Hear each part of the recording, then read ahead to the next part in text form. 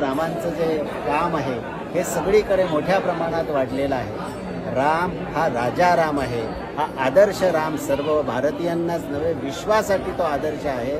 अशा रामांची जन्मभूमीवरती मूर्ती प्रतिष्ठापना संपन्न झालेली आहे आणि आमचे जे सगळं मंत्रिमंडळ जे आहे ते डॉक्टर प्रमोद सावंत यांच्या नेतृत्वाखाली गेलेला बघून मला खूप आनंद वाटला की आमचे म्हणजे त्यांनी बघितलं नाही की ते हिंदू आहेत, ख्रिश्चन आहेत, कोण आहेत, काय नाही, रामाचे भक्त म्हणून आमचं सगळं गोव्यातलं मंत्रिमंडळ जे आहे ते आज अयोध्येमध्ये आम्हाला दिसतं। खूप आशीर्वाद या सगळ्या आमच्या मंत्री लोकांना आणि सगळ्या राजकीय लोकांना आणि विशेष करून आमच्या डॉक्टर प्रमोद सावंत यांना। अशा प्रकारचं जे रामाचं अयोध्येमध्ये मंदिर झालं, आम्ही सगळे संत मानतो, आम्ही सगळे देशवासियांना सांगतो हे फक्त रामाचं मंदिर नाही तर हे राष्ट्र उभारणीचं मंदिर असं आम्ही मानतो।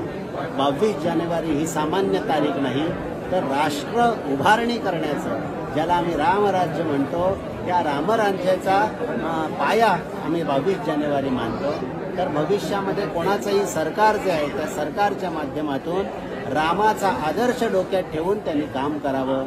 सगळे जाती जमाती 18 पगड सगळ्या जाती ज्या आहेत, सगळा समाज जो आहे, सगळ्या लोकांना, सगळ्या जाती धर्मातल्या लोकांना एकत्रित करून त्यांना सगळ्यांना राष्ट्र आपलं वाटणं आणि त्या राष्ट्राला मोठं करण्याचं स्वप्न जे आहे ते त्यांनी आपल्या उराशी बाळगावं, हे आम्ही रामराज्य मानतो।